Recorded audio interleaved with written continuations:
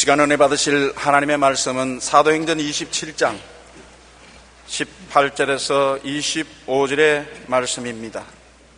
다 같이 합독하시겠습니다. 우리가 풍랑으로 심히 애쓰다가 이튿날 사공들이 짐을 바다에 풀어버리고 사흘째 되는 날에 배의 기구를 그들의 손으로 내버리니라. 여러 날 동안 해도 별도 보이지 아니하고 큰 풍랑이 그대로 있으며 구원의 여망마저 없어졌더라. 여러 사람이 오래 먹지 못하였으며 바울이 가운데 서서 말하되 여러분이여 내 말을 듣고 그에 대해서 떠나지 아니하여 이 타격과 손상을 면하였다면 좋을 뻔하였느니라. 내가 너희를 구원하노니 이제는 안심하라. 너희 중 아무도 생명에는 아무런 손상이 없겠고 오직 배뿐이리라. 내가 속한 바 곧 내가 섬기는 하나님의 사자가 어젯밤에 내 곁에 서서 말하되 바울아 두려워하지 말라. 내가 가이사 앞에 서야 하겠고 또 하나님께서 너와 함께 항해하는 자를 다 내게 주셨다 하였으니 그러므로 여러분이여 안심하라. 나는 내게 말씀하신 그대로 되리라고 하나님을 믿노라. 아멘. 오늘 저는 유라굴로의 풍랑을 맞은 세계 경제라는 제목으로 말씀을 나누겠습니다. 성경에 보면 바울 선생이 예루살렘에 가서 복음을 전하다가 유대인들에게 잡혀서 많이 얻어맞고 로마의 주둔군에게 끌려가서 거기에서 신문을 당하고 고생을 하다가 로마의 황제의 재판을 받기 위해서 율리오라는 로마의 백부장이 그는 죄수들과 함께 수갑이 채여서 배를 타고 가게 되는 것입니다. 그들의 배가 그레데 섬의 미항에 도착했을 때 바울이 기도하는데 하나님이 그 마음속에 깨닫게 해준 것입니다.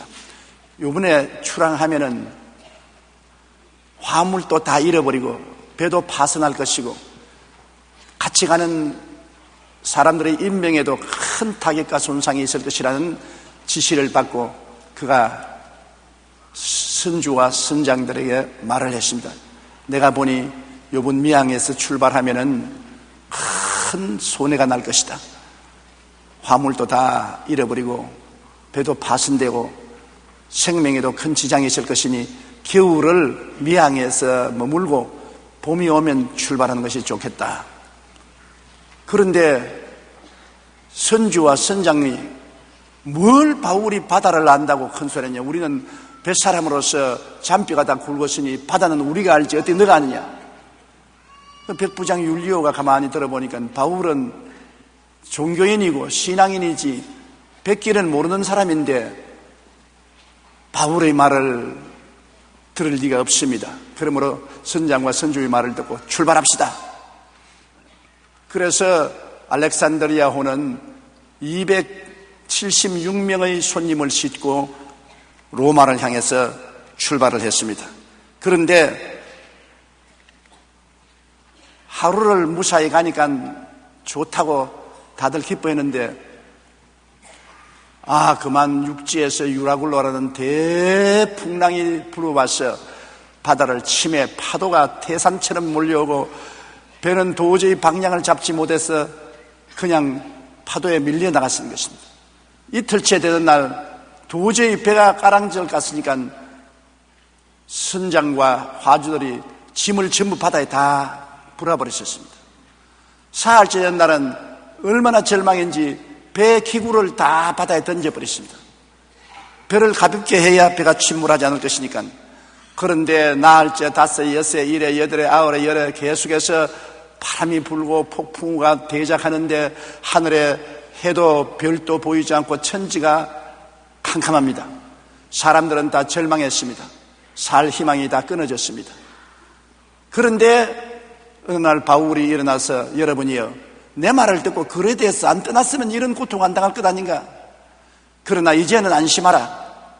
왜냐하면 어제 저녁에 내가 속한 곧 나의 섬기는 하나님의 사자가 내게 와서 말하기를 바울아 네가 반드시 로마의 황제 앞에 서서 심판을 받아야 되겠고 이 배에 탄 276명의 모든 사람들은 내게 주었으니 이 배는 침몰하지 않을 것이라는 보고를 받았다. 그러므로 여러분 머리털을 하나도 잃어버리지 않을 테니까 염려하지 마라. 그랬는데도 불구하고 배가 점점 육지에 가까이 다가오는 기미가 보이니까 배사공들이 배를 버리고 달아나려고 닻을 내리는 척하고서 구명보드를 내려놓고 타고 달아나려고 준비를 하는 것입니다. 바울이 그것을 깨닫고 율리오 백부장이 말하기를 저 사람들이 이 배를 떠나면 여러분들이 구원을 못 받는다. 그러니까 군인들이 그 구명보도의 줄을 끊어서 떠내려보내고 그랬습니다. 그러고 난 다음 바울이 서서 여러분 14일 동안 먹지 못하고 토하고 뒹굴고 고통을 당했으니 이제는 안심하고 먹어도 좋다. 하나님이 여러분을 다 구원할 것이니까. 그러고서 떡을 떼서 하나님께 기도드리고 그 사람들 앞에 먹으니까 사람들이 다 따라서 먹기 시작한 것입니다. 환난과 풍파를 당하니까 배를 지휘하는 것은 선장과 선주가 아니고 죄수인 바울인 것입니다. 하나님을 의지하는 사람 말에 따라서 행동을 하는 것입니다. 그래서 다 먹고 난 다음에 배가 점점 육지에 가차워지는 것이 물이 깊이가 달라지는 것입니다. 그래서 나중에 아침이 되어 보니까 섬이 보입니다. 그 섬에 그들이 무사히 도착해서 생명을 구원했다는 기록이 기록되어 있는 것입니다. 이를 통해서 오늘 제가 알아보고 싶은 것은 이 세상의 경제적인 유라굴로의 바람이 불어오는 것입니다. 어느 나라치고 경제적인 위기에 처하지 않은 나라가 없고 대기업, 중소기업 할 것 없이 기업의 토대가 흔들리고 경제가 곤두박질을 치고 가게가 엉망인 것입니다. 왜 이런 일이 되었느냐? 오늘날 다가온 경제적인 유라굴로는 미국에서부터 불기 시작한 것입니다. 미국에서 왜 유라굴라의 풍랑이 불기 시작한 것입니까? 미국이 국채를 국민들과 여러 나라에 많이 팔았습니다. 국채를 팔고 나니까 그 국채를 산 개인이나 나라에 이자를 매달마다 지불해야 되는데 이자가 너무 많이 나가니까 미 재무성에서 이자를 적게 물려고 미국의 대출 이자를 1%로 낮추었습니다. 여러분 이자 돈 1%밖에 안 내면 공짜인 것입니다. 거기에다가 미국 정부는 그 기회에 서민들이 모두 다 내 집 갖도록 하는 정책을 세워서 담보 없이 값싼 이자로 집을 사는데 90%에서 95%까지 돈을 융자해 주었던 것입니다. 그러니 집 없는 사람들이 담보도 없이 정부 시책에 따라서 은행에서 90%에서 95%의 돈을 빌려주니 얼씨구나 좋다고 면할 것 없이 전부 은행에 돈을 빌려서 집을 사니 굉장히 부동산 붐이 일어나고 건축 붐이 일어나고 돈이 흥청망청 쓰여지고 경기가 좋은 것 같다가 그만 경기가 시들어지기 시작하고 거품이 꺼지기 시작하니까 집값이 떨어지는데 폭락을 해서 반값으로 떨어졌습니다. 그러니 은행에 1% 이자를 주고 90%에서 95%의 빚을 내서 집을 산 사람이 은행에서 빌린 돈보다 집값이 더 떨어지거든. 그러니까 집을 포기해버립니다. 우리 집 은행에서 도로 가져가라. 은행에서 도로 받으니까 살 사람이 없어요. 그러니까 은행은 돈 다 빌려줬는데 돈은 안 갚지요. 집값이 폭락하죠. 월부 할부금도 이자도 안 내니까 은행이 들 것이 낫습니다. 우리 한국 동포 한 사람의 예를 들어보면 은행에 돈을 빌려가지고서 13억짜리 집을 샀어요. 좋다고 그래서 할부금도 내고 이자도 내는데 13억짜리가 10억 이하로 떨어졌습니다. 은행에 빌린 돈이 13억인데 집값은 10억 이하로 떨어졌으니까 도저히 이제는 할부금을 내고 이자를 낼 이유가 없게 된 것입니다. 그래서 우리 교포도 그 집을 은행에 돌려줬습니다. 가져가라. 나는 이제 못 갚겠다. 은행이 그 집을 도로 맡았으나 살 사람이 없어요. 집값이 폭락했으니까. 그러니까 우리 교포는 그 집에서 그냥 눌러 사는 것입니다. 할부금도 안 내고 이자도 안 내고 나 죽어라, 나 배 째라. 그러고 사는 겁니다. 그런 형편이에요, 미국이. 그러니까 은행은 돈을 빌려주고 돈을 못 찾아주니까 은행이 텅텅 비게 된 것입니다. 은행과 보험사가 부실하게 되므로 은행이나 보험사에서 만든 금융상품이 휴지가 되었어요. 은행에서 발행하는 금융상품을 산 사람들이 그게 또 휴지가 되어버렸습니다. 그리고 사람들이 돈을 안 쓰고 소비가 위축되니까 공장이 파산하니까 실업자가 대거로 몰려와서 정부의 보조를 받아야 먹고 살게 된 것입니다. 그리고 증권 시장이 폭락하니까 증권을 가진 사람, 펀드를 가진 사람들이 모두 다 거지가 된 것입니다. 이런 폭풍이 미국에 불어오니까 그 여파가 중국에, 일본에, 한국에까지 미친 것입니다. 왜냐하면 중국이나 일본이나 한국이나 세계 경제국들이 모두 다 미국에 수출해서 먹고 사는 것입니다. 우리 한국은 한국의 GNP의 60%를 수출로서 먹고 사는 것입니다. 근데 미국이 경제가 덜 것이 났으니까 수입을 하지 않잖아요. 우리가 못 팔아먹어요.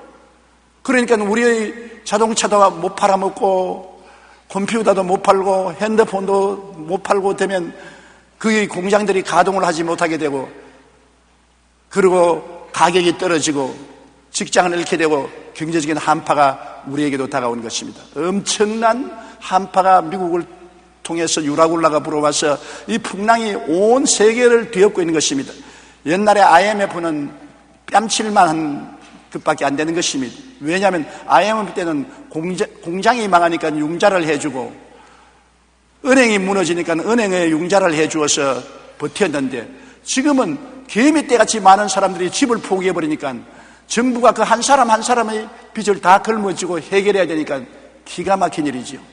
그래서 하루 이틀에 해결할 수가 없는 것은 뭐 공장 수백 개, 은행 수십 개가 무너진 것이 아니라 수백만의 사람들의 집이 다 무너졌으니까 그 사람들을 다 데리고 문제를 해결하는데 시간이 안 걸릴 수가 없는 것입니다. 하루 이틀에 해결될 문제가 아니에요. 금년도에 이 유라굴라의 풍랑이 일어났으니 명년에는 해도 안 보이고 달도 안 보이고 별도 안 보이고 캄캄한 풍랑 가운데 엄청난 고통이 미국을 중심으로 해서 온 세계에 다가오고 우리 한국도 피할 수가 없을 것입니다. 경제적인 폭풍의 유라굴라를 잠재워야 되겠는데 어떻게 하면은 우리에게 다가오는 경제적인 유라굴라를 잠재우고 안 빠져 죽고 살 수가 있겠습니까? 제일 우리가 먼저 해야 될 것은 이런 어려움을 당할 때 왜 어려움이 당한지를 우리가 생각해 봐야 되는 것입니다. 아담과 하와가 왜 에덴 동산에서 쫓겨나서 어려움을 당하는 것입니까? 탐욕 때문에 그런 것입니다. 자기 분수로대로 사람이면 사람으로 살지, 마귀가 선악과를 따먹으면 하나님이 된다고 하니까 왜 사람이 사람으로 살지 하나님 되려고 탐욕을 가지고 하나님 뜻을 거역해서 선악과를 따먹고 반역해서 하나님께 버림을 받고 쫓겨났는 것입니다. 탐욕이 원죄인 것입니다. 오늘날 미국에 일어난 그 유라굴라의 경제적인 폭풍도 미국 정부와 국민들의 탐욕인 것입니다. 돈 빌려놓고 난 다음에 이자 적게 내려고 이자율을 낮추는 것하고, 사람들 담보도 없이 은행 이자를 90에서 95% 빌려주어서 집 사게 하는 것은 탐욕 아닌 것입니까? 내가 능력이 없는데 얼씨구나 좋다고 욕심으로 다 사들이고 결국 무너진 것입니다. 분수에 뛰어넘는 욕심은 반드시 결과의 파멸을 가져오는 것입니다. 야고보서 1장 15절에 욕심이 잉태한 즉 죄를 낳고 죄가 장성한 즉 사망을 낳는다고 하는 것입니다. 인간들은 원래부터 타락한 그 마음이 탐욕이 있습니다. 보통 사람이 아니라 나도 탐욕에 잡힐 때가 많습니다. 구두 한 켤이 신으면 아직 안 떨어지고 좋은데 다른 사람이 멋지는 구두를 신으면 나도 지금 한번 사 신어야 되겠다. 그래서 아직 말짱한 구두 주고서 그 구두 사 신어요. 구두 신고 얼마 아니면 유행이 달려서 또 다른 구두가 나오면 나 또 구두 사야 되겠다. 그러니까 나중에 구두장에 구두가 가득한 것입니다. 안 신는 구두가. 내 신기는 싫고 남 주기는 아직 아깝고 구두가 쌓이는 것이요. 우리 여성들도 보면 자기가 입던 옷 그대로 아직도 몇 년은 더 입을 수 있어도 불구하고 유행에 떨어지니까 새로운 유행의 옷을 사 입습니다. 그 다음 친구들 보니까 그보다 더 나은 옷을 사 입으니까 또 그 두 옷을 또 그 옷을 삽니다. 옷장을 열어보면 옷이 가득해요. 왜 이렇게 옷을 많이 옷장에 있냐? 이거 나누어 주지. 나누어 주기는 아직 너무 아깝고 내 입기는 이미 철이 늦었고 그렇게 옷이 쌓여가는 것입니다. 가방도 그래요. 가방도 우리 구역장들이 가지고 있던 가방 들고 다니는 사람 요사이 별로 없어요. 집도 그렇습니다. 30평짜리 집을 사가지고서 좋아서 절전 박수를 치고 있다가 가만히 보니까 이웃 친구들은 40평짜리가 있거든. 아유, 우리도 40평 사야지. 그래서 허리를 졸라매고 애를 써서 40평을 사가 좋다고 했다가 그 다음 다른 친구 보니까 50평짜리 살고 있거든. 그래서 40평이 마음에 안 맞단 말이야. 그러니까 50평 살라고 죽을 애를 써가지고서 50평 사놓으면 그 다음엔 친구들 보니까 독립집에서 산단 말이야. 우리도 독립집에서 사는 여보, 우리 친구는 자기 독채로 사는데 이 아파트에 쓰긴 무슨 생활이야. 여보, 돈 좀 더 벌여, 더 벌여. 밤잠을 못 자고 남편이 애를 써서 독립집을 사놓으면 그 다음에는 친구들이 콘도미니엄을 가지고 있단 말입니다. 우리도 콘도미니엄. 욕심은 한 번 나기 시작하면 끝이 없는 것입니다. 그 욕심을 채우려고 하니까 스트레스에 걸리고 마음이 불만스럽고 불행하게 짝이 없는 것입니다. 옛날 이야기에 보면은 새 강도가 우리 강도질 하지 말고 새 사람이 되어 살자 약속을 하고 우리 새로운 사람이 되기 위해서 수련하는 곳으로 가자고 세 사람이 손을 잡고 가다가 길거리에 보따리가 하나 있는데 들춰보니까 금덩어리가 들어있거든. 좋다고 세 사람이 금덩어리를 안고서 우리 이거 나누어 가지자고. 그리고 배를 타고 강을 건너가는데 그만 한 사람을 확 밀어가지고서 물에 빠뜨려 버리거든. 그 두 사람이 허허허 웃으면서 우리 둘이 나누면 이제는 우리가 더 부자가 됐다. 저놈은 빠져 죽었으니까 이제 됐다고. 그래 둘이가 배에서 내려서 들을 가다가 배가 고픈데 집에 오두막집에 불길이 있으니까 한 친구가 하는 말이 내가 가서 음식을 좀 구해올 테니까 내가 여기 기다리라. 음식 구하러 간 동안에 물병에다가 기다리는 놈이 독을 넣었단 말이에요. 독을 넣어서 물병을 딱 채워놓고 음식 먹을 때 그 놈 보고 마시게 하려고. 그런데 음식을 구하러 간 그 놈이 음식을 구하려고 부엌에 들어가서 칼을 숨겨 나와서 확 찔러 죽여버렸었습니다. 친구를. 그리고 야 이놈아 너는 죽을 팔자다. 아이고 금덩어리 내 혼자 찾았으니 좋다고 허허 웃으면서 목이 마르니까 병을 끌려가지고서 물을 마셨단 말이에요. 킥 하고 죽어버렸어요. 욕심이 잉태한 적 죄를 낳고 죄가 장성한 적 사망을 낳는다고. 욕심 때문에 세 사람 다 죽고 금덩어리는 그대로 덜어버리게 된 것입니다. 인간의 욕심은 끝이 없어 결국에는 끝없는 욕심으로 사람들은 스트레스를 받고 불만족한 가운데 불행하게 살게 되는 것입니다. 사람들은 언제나 비교 가난으로 불행한 것입니다. 실제로 가난한 사람들은 자기 불행을 느끼지 않습니다. 가만히 제가 세계를 다녀보니까 부자 나라에 갈수록 사람들이 웃지를 않아요.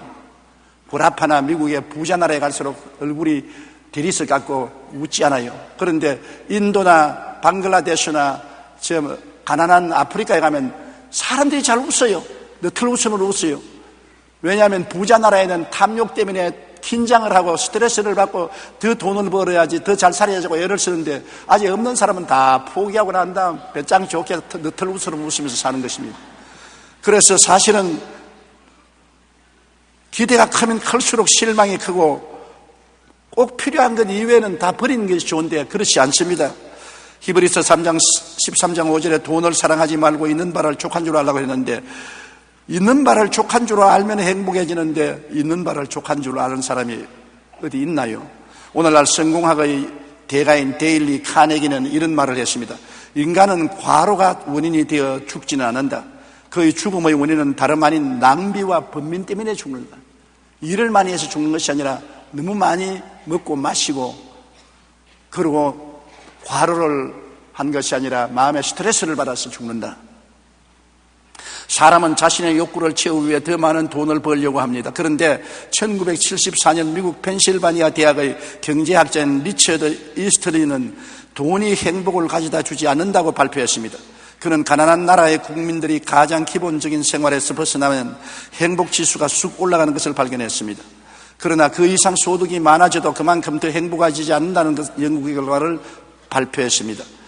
이스틀린 패러독스라고 불리는 이 보고서의 내용은 이후 사람들의 마음속에 돈과 행복은 비례하지 않는다는 것입니다. 돈이 많을수록 행복할 것 같은데 돈이 많을수록 더 불행해지고 더 스트레스를 받고 더 마음의 고통이 많다는 것입니다.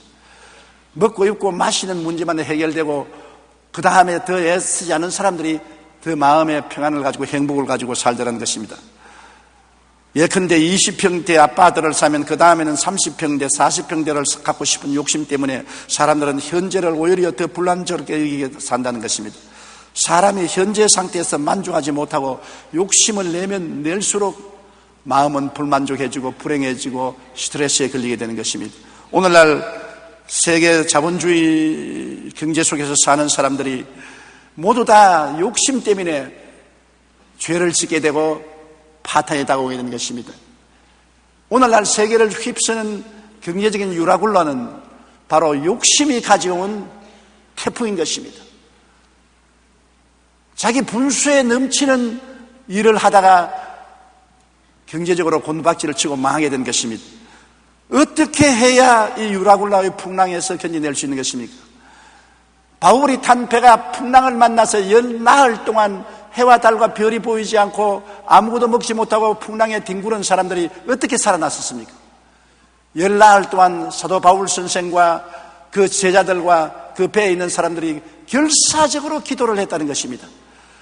바울 선생이 가만히 있을 뿐입니까? 그 사람들을 전도해서 모두 다 결사적으로 기도한 것은 성경에 그 276명을 하나님이 바울에게 주었다 그러는 것입니다. 바울이 그 배 타고 14일 동안의 고통 가운데 있는 동안 그 사람들을 다 전도해서 예수님을 믿게 하고 그들은 있는 힘을 다해서 하나님 살려달라고 기도한 것입니다. 기도하면서 회개를 하게 된 것입니다. 고난을 당하면 회개하게 돼요. 평안할 때는 회개 안 합니다. 고난을 당하면 회개해야 돼요. 편안하면 누워서 기도하다가 좀 답답하면 앉아서 기도하고 더 답답하면 꿇어앉아 기도하고 더 답답하면 새벽기도 나오고 더 괴로우면 기도원에 금식하러 들어가는 것입니다. 사람은 고통에 정비례해서 하나님께 차여나오는 것입니다. 나는 이런 글을 읽어봤었습니다. 영락교회 한경익 목사님이 살아계실 때 비서실장을 한 장로님인데 그가 비서실장이 되기 전에 그때 우리 한국 사회가 6.25 난 이후로 굉장히 가난했지 않습니까? 돈을 벌겠다고 결심하고 생선 장사를 했습니다. 원산지에 가서 생선을 사서 배에 싣고 와서 서울에 와서 노정삼이나 개인 상점에게 나누어 주는 그러한 장사를 해서 돈을 꽤 벌었어요. 독특히 재미가 있었습니다. 점점 돈을 버니까 주일날 교회 가서 예배 보는 것이 아깝거든. 그래서 주일날 교회 가지 않고 집에서 간단히 성경 읽고 기도하고 하나님 미안합니다. 오늘 장사하러 갑니다. 나갔습니다. 돈이 더 벌리니까 11주가 자꾸 많아지니까 아이고 이거면 생선 몇 상자를 더 사겠는데 하고서 11주도 안 냈었습니다. 그래서 그 다음 주일날 또 안 나가게 되고 11주도 안 나가게 되고 예수 믿는 것은 액세서리가 되고 주인은 바로 돈이 주인이 되었었습니다. 돈의 노예가 되었었습니다. 그런데 한 번은 생선을 싣고 배를 타고 오다가 큰 풍랑을 만났습니다. 배가 뒤집힐 지경이 되었었습니다. 고통과 괴로움이 휩쓸어 왔습니다. 그는 배 밑바닥에 출렁거리는데 뒹굴면서 엎드려 하나님 생선도 내놓습니다. 돈도 내놓습니다. 다 내놓을 테니 목숨만 살려주십시오. 한 번만 살려주면 내가 올바르게 살겠습니다고 통곡을 하고 기도를 했더니 몇 시간 기도하고 난 다음에 풍랑이 잠잠해서 살아나고 난 다음 다 틀어버리고 교회 주일날 열심히 나오고 11조 바치고 장로가 되고 나중에 한경희 목사님 비서실장까지 되었다는 기록을 읽어본 것입니다. 풍랑 안 만났으면 지금까지도 생선 장사를 한지 모릅니다. 풍랑을 만났기 때문에 변화가 된 것인 것입니다. 그러므로 여러분 이 유라굴라의 풍랑을 만난 오늘 이 시점에 가장 중요한 것은 회개하고 기도하는 것입니다. 바울 선생이 일어나서 뭐라 했습니까? 여러 사람이 오래 먹지 못하였으며 바울이 가운데 서서 말하되 여러분이여 내 말을 듣고 그에 대해서 떠나지 아니하였으면 이 타격과 손상을 면하였더라면 좋을 뻔하였다. 하나님의 말씀을 일찌감치 들었으면 이러한 풍랑을 안 만날 것인데 사람의 욕심으로 하나님 말씀을 듣지 않아서 풍랑을 만났다고 말하는 것입니다. 그러므로 하나님 말씀을 거역한 죄를 회개해야 돼요. 내가 소식을 들으니까 요사이 미국의 교회가 꽉꽉 들어 찬다는 말을 들었었습니다. 그동안에 호황 때 교회가 텅텅 비었어요. 주일날은 텅텅 비고 수요일날 저녁 예배는 문을 닫는 교회가 많은데 요사이는 수요일날 또 꽉 차고 주일날 또 줄을 서서 교회에 들어온다는 것입니다. 며칠 전에 곽선희 목사님을 만났는데 곽선희 목사님도 수요일날은 우리 한국에도 교회 교인들이 많이 안 하는데 요사이는 꽉 들어 찬다는 겁니다. 그만큼 실직자가 많고 어려움을 당한 사람이 많았기 때문에 이제는 하나님을 찾는 수가 많아지는 것입니다. 그리고 교회를 봐시는 고난당하는 것 좋지 않지 않아요. 고난당해야 교회를 찾아오지. 좋으면 놀러가고 교회를 안 찾아오기 때문인 것입니다. 그러므로 고난당할 때 우리가 고난을 이길 수 있는 것은 결사적으로 회개하고 기도하라는 것입니다. 그러고 난 다음에 자기의 정체성을 다시 확립해야 되는 것입니다. 삶의 목적과 방향이 잘못되었으면 바로 잡아야 돼요. 삶의 목적이 출세에 있고 혹은 돈에 있고 명예에 있고 지위에 있었으면 불안당하면 돈도 지위도 명예도 권세도 다 날아가게 되었으니 그것에서 중심을 옮겨서 하나님 중심으로 돌아와야 되는 것입니다. 내가 어디에 소속했느냐? 돈에 소속했느냐? 지위나 명예나 권세나 세상 쾌락에 소속했느냐? 하나님께 속했느냐? 다시 한번 고난당하면 그것을 생각해 볼 때가 온 것입니다. 우리는 세상과 마귀에 속하든지 하나님과 우리 주 예수님께 속하든지 둘 중에 하나밖에 없는 것은 중간 상태는 없습니다. 고난당하면 예수 그리스도를 의지하고 하나님께 부르짖어 기도하게 되므로 우리의 정체성이 확립되어야 되는 것입니다. 사도행전 27장 23절에 바울은 내가 속한 바, 곧 내가 섬기는 하나님의 사자가 어젯밤에 내 곁에 와서 말하였다는 것입니다. 바울은 자기가 어디에 속한 것을 알고 있었습니다. 세상에 속하지 않았습니다. 마귀에 속하지 않았었습니다. 하나님께 속하고 그는 돈을 섬기거나 세상을 섬기지 아니하고 내가 하나님을 섬긴다고 말한 것입니다. 이게 중요한 것입니다. 내가 하나님께 속하고 내가 하나님을 섬기기 위해서 돈도 벌고 하나님 섬기기 위해서 지위도 있고 명예도 있고 권세도 있어도 다 하나님을 섬기기 위한 목적이 돼야지, 하나님을 섬기지 않고 하나님이 내가 잘 먹고 잘 입고 잘 살고 출세하는 수단으로 삼으면 안 되는 것입니다. 하나님을 이용해 가지고서 돈도 벌고 하나님을 이용해서 지위와 명예와 권세와 쾌락도 얻으려고 하면 잘못 생각한 것입니다. 그러므로 풍랑을 만나면 삶의 목적과 방향을 올바르게 재정비해야 되는 것입니다. 바울 선생의 말을 들은 그 모든 사람들은 바울 선생의 말에 머리를 끄덕거렸습니다. 배는 출렁거리고 바람은 부는데 바울이 당신들 어디에 속했어? 나는 하나님께 속했어. 당신들은 어디에 속했어? 하나님께 속하지 않은 그들은 불안과 공포와 좌절과 절망에 떨었습니다. 바울만 떨지 않았지 다 떨었어요. 왜냐하면 천지와 만물을 지은 하나님께 속한 바울은 살든지 죽든지 나는 하나님의 것이다. 하나님이 뜻이면 살고 하나님이 뜻이면 죽어도 천당 가니까 두렵지 않다고 했지만 하나님을 모르고 세상에 속한 사람들은 풍랑이 일어 배가 뒤집어지면 자기도 세상도 다 날아가 버리고 마는 것이니까 좌절과 절망할 수밖에 없지요. 그러므로 우리가 어디에 소속있는 것을 알아야 되고 누구를 섬기는지 알아야 되는 것입니다. 우리의 삶에 우리가 하나님이 중심에 서서 하나님을 섬기며 살아야지요. 하나님을 이용해서 나를 섬기면 안 되는 것입니다. 사람들은 자기를 섬기는 사람이 많습니다. 자기가 우상이 되어서 기도도 자기 섬기기 위해서 하고 찬송도 자기 섬기기 위해서 하고 믿음도 자기 섬기기 위해서 하는 사람들이 많습니다. 왜? 자기에게 유익을 주기 위해서 하나님이 이용하려고. 잘못된 것을 섬깁니다. 자기를 우상화하는 사람들이 많습니다. 환난이 당하면 자기라는 것이 산산조각이 나지 않아요. 잘못된 섬김을 돌이켜서 하나님을 섬겨야 되는 것입니다. 돈을 버는 것도 하나님 섬기기 위해서, 좋은 집을 사는 것도 하나님 모시기 위해서, 지위와 명예를 얻는 것도 하나님께 영광을 돌리기 위해서 하나님 중심에 써야 되는 것입니다. 하나님은 외모를 보지 않고 중심을 보는 하나님이기 때문에 이러한 변화가 일어나야 하나님의 기적이 일어나는 것입니다. 그리고 이 풍랑에서 벗어나기 위해서는 마음을 긍정적으로 가지고 희망을 가져야 되는 것입니다. 풍랑이 다가온다고 이제 우리는 다 죽었다, 우리는 다 망한다, 우리는 절단이다, 이제는 희망을 잃어버렸다, 이렇게 되면 안 되는 것입니다. 부정적이 되면 안 돼요. 두 사람의 죄수가 감방에 들어가 있는데 매일같이 창사를 통해서 밖을 내다보는데 한 사람은 하늘을 쳐다보고 태양이 반짝인다, 밤에는 별들이 아름답구나, 바람이 부니 나무가 팔랑거리고 참 아름다운 세상이구나, 언제나 기뻐하고 즐거워했는데 다른 사람은 창사를 통해서 땅을 내다보고 아이고 먼지가 많이 나네, 사람들이 많이 걸어다니니까 먼지가 많이 나, 비가 오면은 진흙창, 아이고 땅은 진흙창밖에 없네, 인생은 먼지투성이고 진흙창밖에 없네, 저 발이 더러운 거 봐라, 저 구두가 다 떨어진 거 봐라, 저 헐벗은 옷을 봐라, 전부 부정적이면 바라봤었습니다. 감옥에 임기를 마치고 두 사람이 다 출소했는데 한 사람은 기다리는 가족의 품에 들어가서 새로운 직장을 얻고 즐거운 새로운 인생을 출발했는데 땅만 바라보던 사람은 부정적이고 탄식하고 원망하다가 정신병에 걸려서 정신병원에 입원했다는 이야기를 들었었습니다. 똑같은 사실을 볼 때도 부정적으로 보면 절망입니다. 지금 다가오는 유라굴라의 풍랑을 볼 때 여러분 부정적으로 보면 절대로 못 살아나는 것입니다. 긍정적인 희망을 가지고 회개하고 주님 중심으로 서고 하나님 섬기는 생활로 들어오면서 하나님이 같이 계심으로 살 수 있다. 환난이나 공고나 적시나 위험이나 기근이냐 죽음이냐 칼이랴 이 모든 일에 우리를 사랑하는 이로 말미암아 우리가 넉넉히 이기나니라.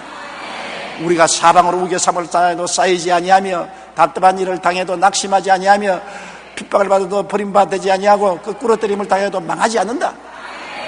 나는 예수 그리스도와 함께 삶으로 넉넉히 이긴다. 눈에는 아무 증거 안 보이고 귀에는 아무 소리 안 들리고 손에는 잡히는 것 없어도 언제나 긍정적이고 밝고 맑고 환한 믿음을 가져야 되는 것입니다. 긍정적인 믿음을 가진 사람은 긍정적이 되고 부정적인 믿음을 가진 사람은 부정적이 되는 것입니다. 사도행전 27장 22절에 보면 하나님께서 오셔서 바울에게 희망을 선포했습니다. 바울은 희망을 사람들에게 말한 것입니다. 사도행전 20장 22절에 내가 너희를 권하노니 이제는 안심하라. 너희 중 아무도 생명에는 아무런 손상이 없겠고 오직 배뿐이리라. 27장 24절 25절에 바울아 두려워하지 말라. 내가 가이사 앞에 서야 하겠고 또 하나님께서 너와 함께 항해하는 자를 다 내게 주셨다 하였으니 그러므로 여러분이 안심하라. 나는 내게 말씀은 그대로 되리라고 하나님을 믿노라. 희망을 가져야 되는 것입니다.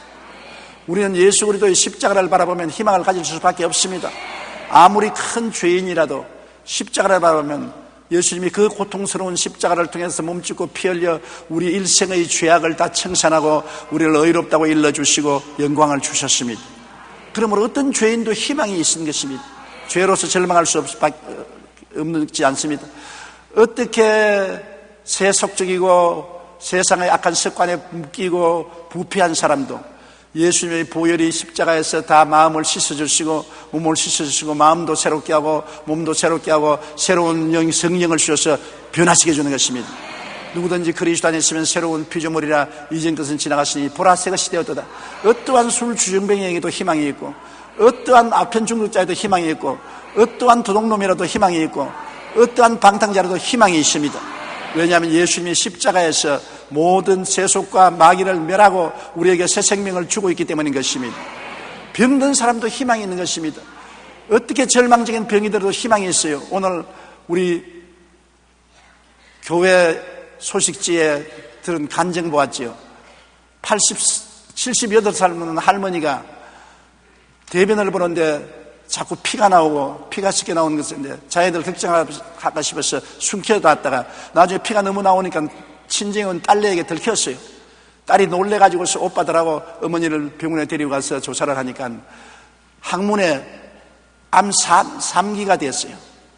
그래서 의사가 가족들 보고서 나이도 많으시고 수술해도 못 살아난다고, 그대로 두시면 한 3개월 조금 살다가 세상 뜨실 것이라고 그러더랍니다. 그런데 어머니에게는 그 말을 할 수가 없어서 그 딸들이 어머니를 데리고 우리 예배 시간 이 4부 예배에 왔어요. 와서 어머니 설교나 듣고 위로받으라고.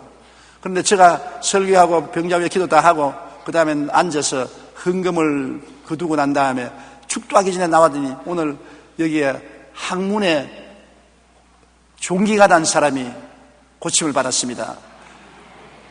그 말은 딸들이 그 어머니를 보고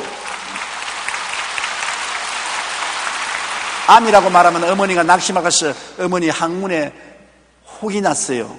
종기가 났어요. 그냥 있으면 낫는다고 합니다. 그래 거짓말을 했는데 이 항문에 혹이 난 사람, 종기가 난 사람이 고침을 받았다고 제가 하더랍니다. 그날. 그러니까 그 어머니가 할렐루야 하고 일어나가지고서 즐거워했는데 그 다음 병원에 데려가니까 충분히 수술해서 고칠 수가 있게 쪼그라졌다. 그래가 수술하고 깨끗이 나아버렸었어요. 어떠한 절망적인 병에 걸려도 희망이 있습니다. 좌절하고 절망해버리면 죽지만은 하나님은 할 수 없는 것이 없습니다. 할 수 있거든요. 무슨 말이냐? 믿는 자에게는 능치 못하심이 없나니라. 그러므로 희망이 있으니까 희망을 버리면 안 됩니다. 희망을 향해서 나아가면 하나님의 기적이 따라오는 것입니다. 어떻게 낭패와 실망을 당하고 빚쟁이에 쪼달리더라도 자살하면 안 돼요. 요사이 탤런트들이 고통을 당하고 자살하지 않습니까? 하나님을 알면 자살할 수가 없어요. 왜냐하면 사망의 엄침한 꼴짜기를 다닐지라도 주께서 같이 하신 것입니다. 주님 지팡이와 막대기가 나를 안위하여 주시는 것입니다. 그러므로 하나님께서는 어떠한 시련과 환난이 되어도 우리를 버리지 않습니다. 성경 말씀에 보면 환난 날에 나를 부르라 내가 너를 건지고 영화롭게 하리라고 말씀한 것입니다. 이러므로 하나님이 계신 이상 하나님은 우리를 붙들어 주심으로 절대로 환경을 보고 낙심해서는 안 되는 것입니다. 죽을 때도 낙심할 필요가 없어요. 바울은 사망아 너희 이기는 것이 어디냐, 사망아 너희 소는 것이 어디냐고 외쳤는데 주님이 죽었으나 사흘 만에 부활하셨습니다. 나는 부활이요 생명이니 나를 믿는 자는 죽어도 살겠고 살아서 나를 믿는 자는 영원히 죽음을 보지 아니하리라고 말씀한 것입니다. 그러므로 우리 영생을 얻은 사람들은 죽음조차도 낙심할 것 없는 것은 죽음의 터널을 통하면 영원한 천국에 들어가기 때문인 것입니다. 이러므로 절대로 희망을 가져야지 이 어려운 때 희망을 포기하면 안 되는 것입니다. 그리고 마음을 평상심을 가져야 되는 것입니다. 야단 법석을 하고 당황을 하고 탄식을 하고 좌절하고 절망해서는 안 되는 것입니다. 바울 선생은 그 모든 사람이 10나흘 동안 굶었잖아요. 그러니까 이제는 평상심으로 돌아가서 밥 먹고 건강을 유지하라고 말한 것입니다. 사도행전 27장 33절로 36절에 날이 새어가며 바울이 여러 사람에게 음식 먹기를 권하여 이르되 너희가 기다리고 기다리며 먹지 못하고 줄인 지가 오늘까지 10나흘인즉 음식 먹기를 권하노니 이것이 너희의 구원을 위한 것이요 너희 중 머리카락 하나도 잃을 자가 없으리라 하고 떡을 가져다가 모든 사람 앞에서 하나님께 축사하고 떼어 먹기 시작하며 그들도 다 안심하고 받아 먹으니 그렇게 말한 것입니다. 그러므로 먹어야 돼요. 환난과 고난 당한다고 안 먹으면 죽어요. 평상심대로 먹고 마시고 잠자고 그래야 환난을 이길 수 있는 것입니다. 괴로움을 당한다고 먹지도 아니하고 마시지도 아니하고 잠도 안 자고 날뛰면 환난이 죽이는 것이 아니라 그 태도가 그를 죽이고 마는 것입니다. 평상심이 있어야 승리할 수가 있는 것입니다. 그러고 난 다음에 환난을 이기기 위해서는 뭉쳐야 돼요. 뭉치면 살고 흩어지면 죽습니다. 이 어려울 때 뭉쳐야 돼요. 따로따로 놀면 죽어요. 어떤 아버지가 세상을 뜨기 전에 임종리에 모인 아들 3사람을 불러놓고 난 다음 막대기 하나를 각자 주면서 한번 꺾어보라 그랬었습니다. 마지가 철컥 꺾으니까 둘째도 철컥, 셋째도 철컥 꺾었습니다. 그 다음에 아버지가 막대기 3개를 합쳐가지고서 마지 보고 꺾으라 했습니다. 안 꺾이거든. 둘째 보고 꺾으라 했습니다. 안 꺾이거든. 셋째도 못 꺾거든. 그래서 아버지가 뭐라고 했습니다. 너희 한 사람이 나가면 꺾인다. 3사람이 뭉치면 이 세상에서 너희를 꺾을 자가 없다. 내가 죽으면서 너희에게 다른 것은 나눠주지 못했지만은 이 유언을 남길 게 아니라 꼭 형제간에 하나가 되어 살아라. 그러면은 너희들 꺾을 자가 없다고 말한 것입니다. 전도서 4장 12절 우리 다 같이 읽어보십시다.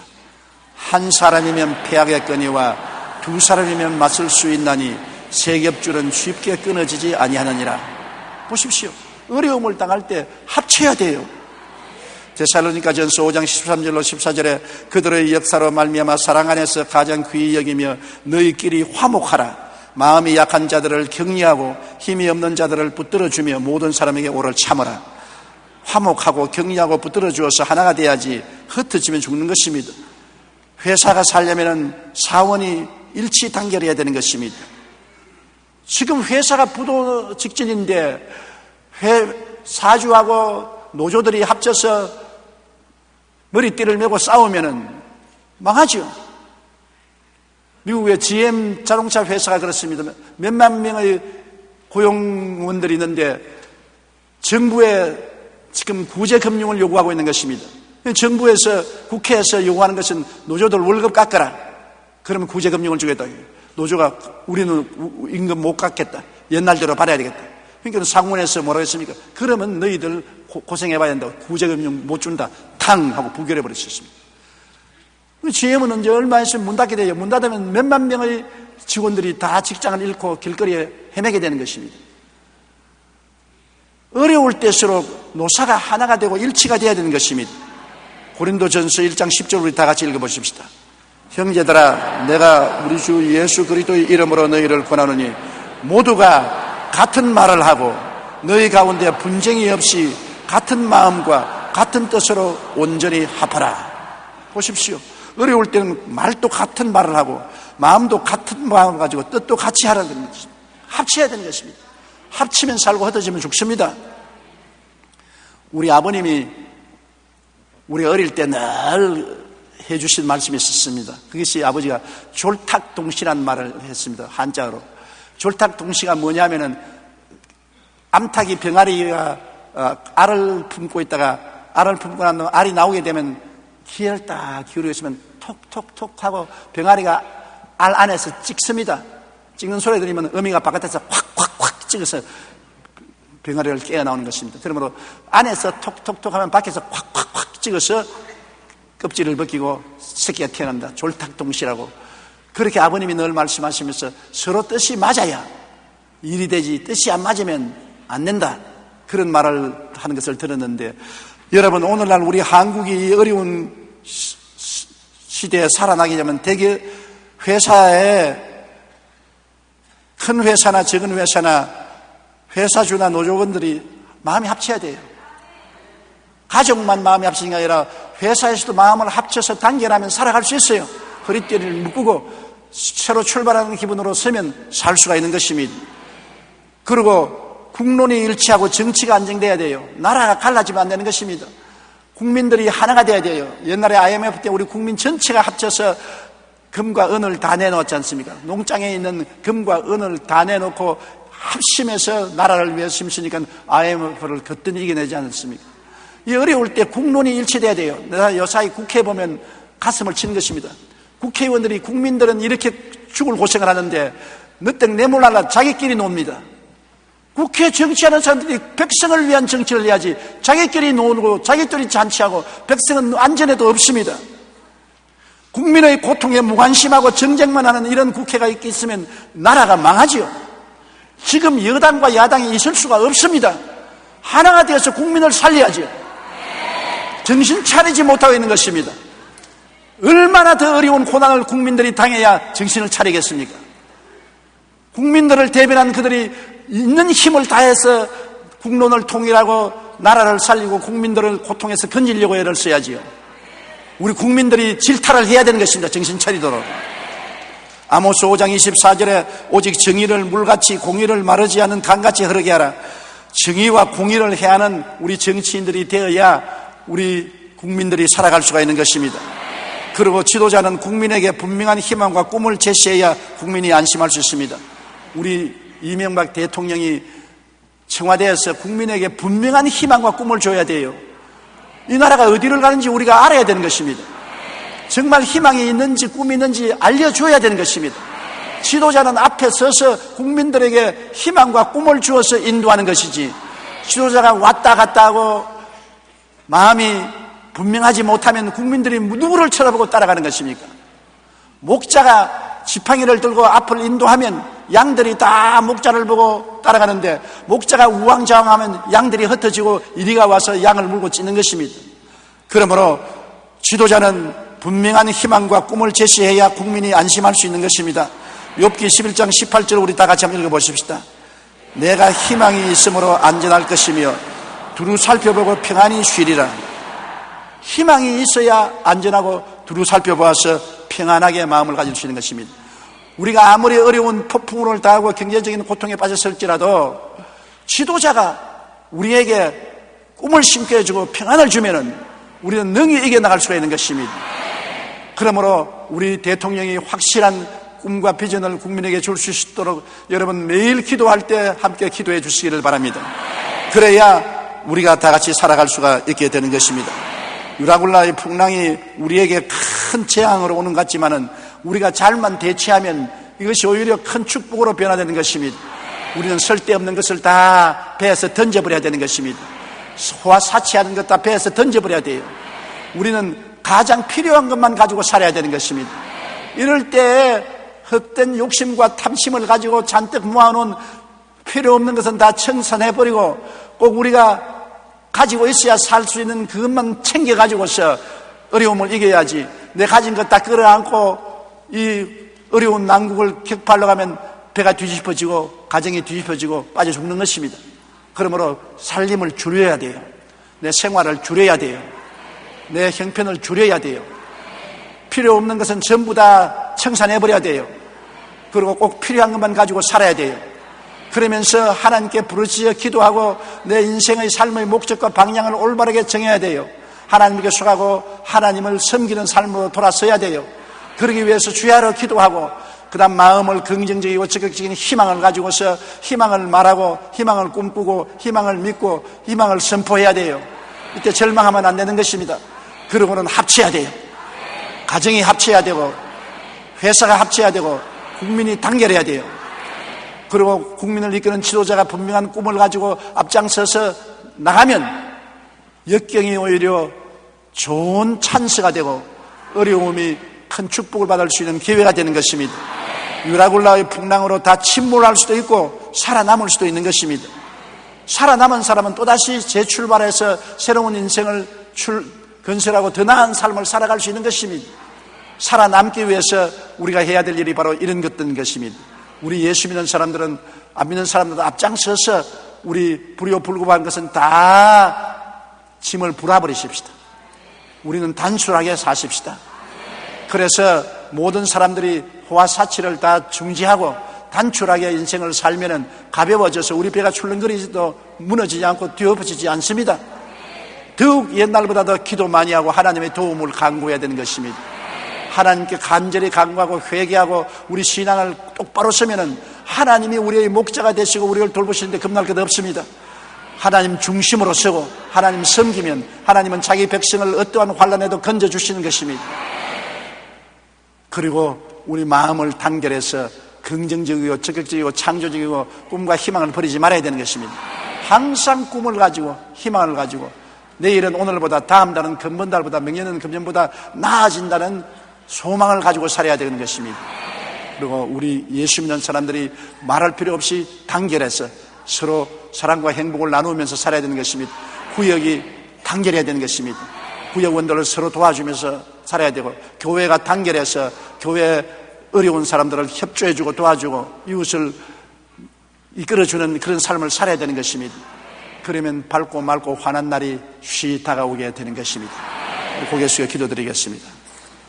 사랑이 많으신 우리 아버지 하나님, 오늘 미정유의 고통을 우리가 당하고 있습니다.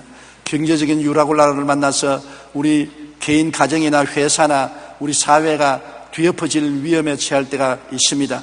지금 이 풍랑이 언제 끝날지 모르게 계속하는 것입니다. 해와 달과 별들이 안 보이는 풍랑입니다. 이 풍랑을 거치고 살아남을 수 있게 하여 주시옵소서. 그러기 위해서 아버지께서 이 성경의 바울이 체험한 사실을 우리에게 보여주므로 우리도 그를 본따서 우리 인생을 살게 도와주시옵소서. 쓸데없는 잡동사니는 전부 배 밖으로 던져버리게 도와주시옵시고 배를 가볍게 하게 도와주시옵소서. 우리 인생의 배를 가볍게 해서 살게 도와주시옵소서. 하나님 아버지여, 우리에게 성령으로 은혜를 주셔서 우리 잘못한 죄를 회개하고 하나님 중심에 서고 하나님 섬기는 삶으로 확실히 돌아오게 도와주시옵소서. 그리고 우리가 부정적이고 파괴적인 말을 하고 생각한 것을 회개하고 언제나 희망적이고 긍정적이고 적극적이고 창조적으로 인생을 대하게 도와주시옵소서. 그리고 우리가 서로 용서하고 사랑하고 단결해서 하나가 되어 나가게 도와주시옵소서. 힘을 합쳐서 30배, 60배, 100배의 축복을 받게 도와주시옵소서. 하나면 천을 쫓고 둘이면 만을 쫓는다고 했었습니다. 합쳐서 나갈 수 있는 우리들이 되게 도와주시옵소서. 그래서 이 난국을 격파하고 하나님의 영광을 나타내도록 도와주시옵소서. 예수님 이름으로 기도드립니다. 아멘.